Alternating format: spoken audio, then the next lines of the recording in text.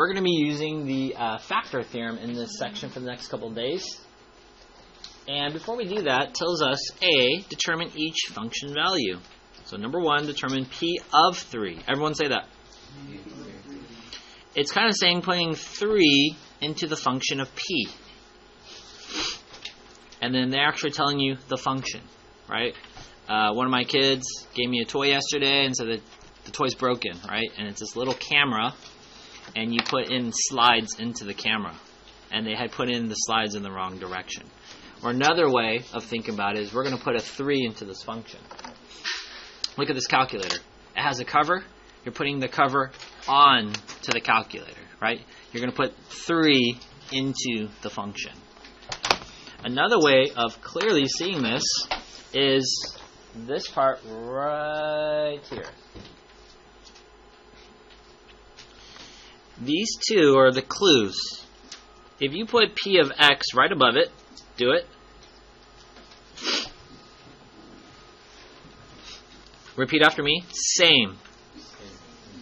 P is the same, right? X is what? Same or different? Different. So look.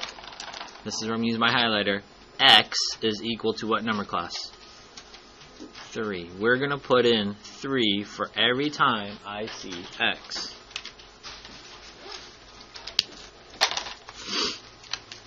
Let's substitute in 3 for every time I see X.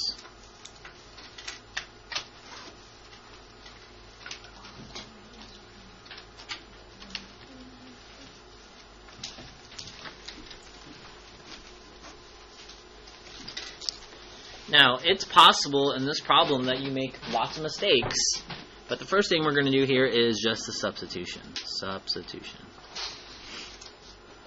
The next thing we're going to do is we're going to simplify. Now, when I simplify, there is an acronym in math that we use. Partner A, tell partner B about your aunt.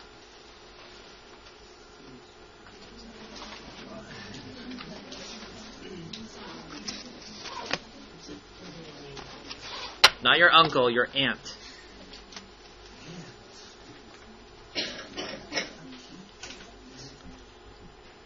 Angie, do you know something about your aunt? Maybe your aunt farted or something like that? Everyone talk to your partner for 5 seconds. You guys don't get it? No, I think so. Yes, Angie. Inappropriate fart in the middle of dinner. Please excuse my dear Aunt Sally. This helps us simplify. Okay? Now, I'm also, as I do these, I'm going to go left to right. So here is a parentheses, but there's nothing inside the parentheses. So I'm going to do the exponent first. So this would be 2 times. The temptation for the student is to do 2 times 3, and then they do 6 to the 3rd power. That would be incorrect. So here I'm doing 3 to the 3rd power. That would be 27. 3 squared, class? 3 times negative 36. Feel free to use your calculator. Alright, what was negative 36 times 3? 102. Huh? Positive or negative?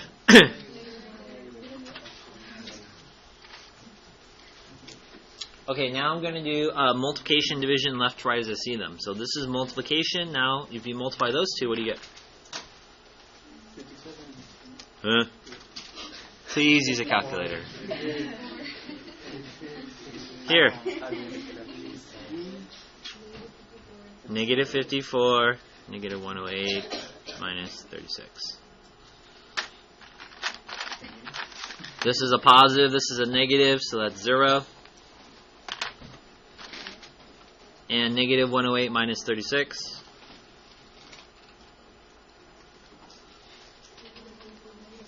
Negative 144.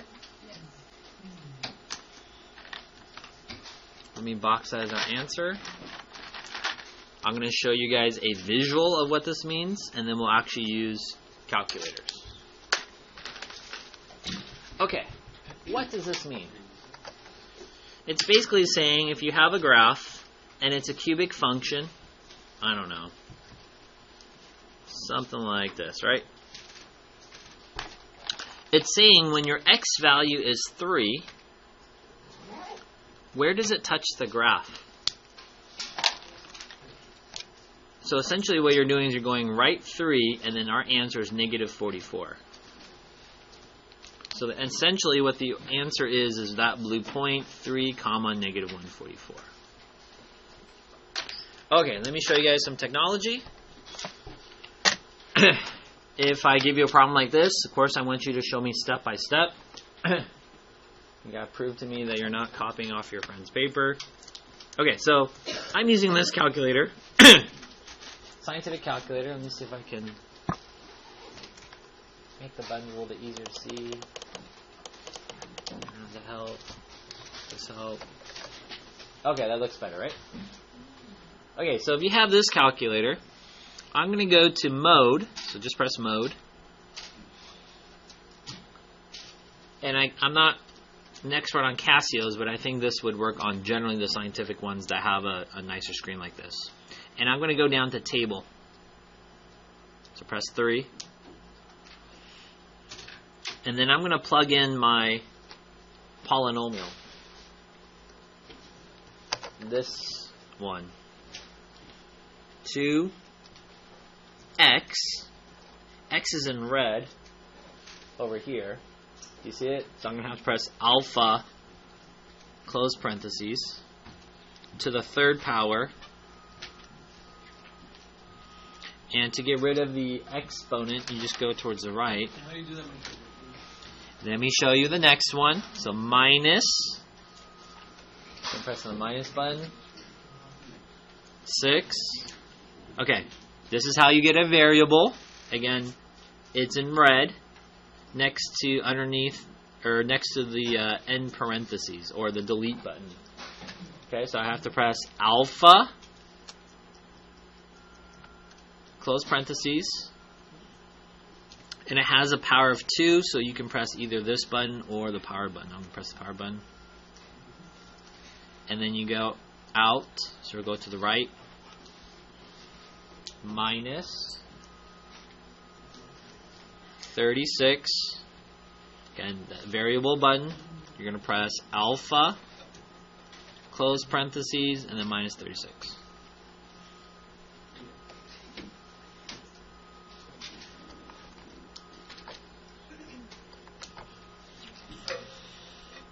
And if you press enter or equals, you're going to get a second function. Just skip it, so press equals. And it's going to say start at 1, sure. End at 5, sure. What you want to do is make sure it includes, I can't see it, x equals 3. Is it too bright? But the number we just did, x equals 3, and press n equals. And you went to step 1, press equals. Ooh, look at this. Everyone say yay. The calculator found the answer. So if you know how to use the calculator commands, guess what?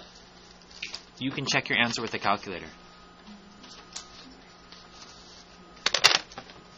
Or one of these calculators, which I still have 30 to check out. Especially if you're a junior and you're begging, Mr. teach me pre-calculus, you will use this calculator. 2x to the third minus 6x squared minus 36x minus 36.